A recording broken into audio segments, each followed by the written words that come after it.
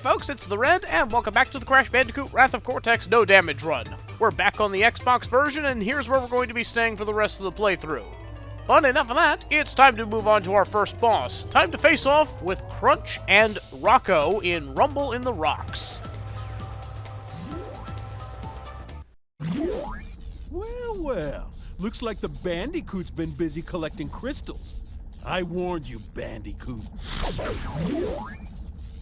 Finally, I get to wrap my fingers around your puny orange neck. Joke's on you, Crash doesn't have a neck. And so here's Crunch Bandicoot. Rocko flies in, wraps him into a ball of rocks, and he'll use this to try and bump into you. Yeah, this first boss is actually going to be an Altasphere boss fight, complete with a health bar, because you know how much I love those. And basically you want to avoid making contact with Crunch throughout this boss fight, and try and bump into these little rocks that are rolling around the sides of the arena. Gives new meaning to the term rock and roll. When you bump into one, it winds up turning blue, and when you turn them all blue, you cause a rock storm that will fall down on Crunch, and that will make him take damage. Do this 3 times, and down he goes. Now, of course, Crunch can also make contact with the rocks, although for the most part he'll be aiming for you. If he knocks you into the air, then you'll take constant damage until you touch the ground. But if he touches any of these little rocks, he can turn them orange. And you don't want to touch them while they're orange, because that will also make you take damage. Ugh. And yeah, if he can hit any of the blue rocks, he'll turn them back into normal ones. So that can be kind of irritating. Use the radar in the upper right so that you can quickly determine where you need to go to hit the next rock. Don't you dare, okay. Having to constantly keep moving makes it a little difficult to try and get to the rocks without making contact with him. But basically, you don't want to be going too slow during this fight, because that will make it easier for Crunch to roll into you. Naturally, he's a bigger target. Okay, that's 2 hits now, but now comes the last hit, and now we need to hit 4 of these little rocks. Once again, pay attention to the radar in the upper right so that you can reach each one a little quicker. It would be really nice if I could bump a blue rock into a regular rock and turn it blue that way. But alas. Ugh, don't touch that! Oh, no! Oh! That was really close. Okay, just waiting for that last... Okay, yeah. That was another thing. If the blue rocks touch an orange rock, it will turn both of them... It will neutralize both of them, I believe. Okay, just hit this last rock. No! And there we go. Ugh. That was a lot of close calls.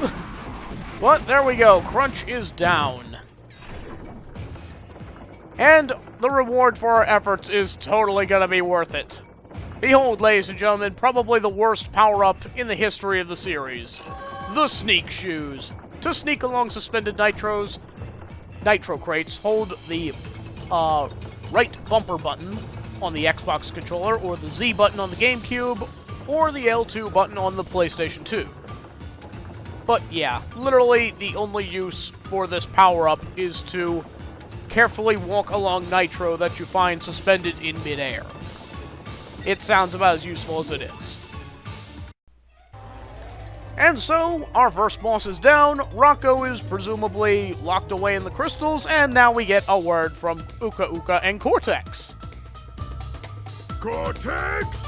When are you and that super weapon of yours going to put an end to that interfering Bandicoot? You are beginning to test my patience! I'm working on it, Uka Uka.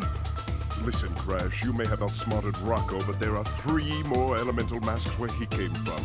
And just as luck would have it, they are all significantly more powerful. Ha! I have no doubt that the water elemental, Wawa, will make sure you never see the light of day. Yeah, the water boy and I are gonna take you out. Ooh, I'm gonna rip you limb from limb. Well, that was kind of weird. I wasn't expecting the music to continue playing during that cutscene. I don't think it did that before, but oh well, whatever. That was the end of Rumble in the Rocks. We have now opened the way to the next warp room.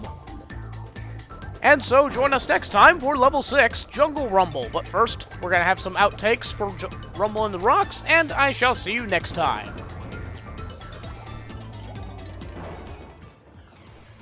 But, never mind. So, throughout this boss fight, there's going to be these little rocks rolling around the arena, and also Crunch.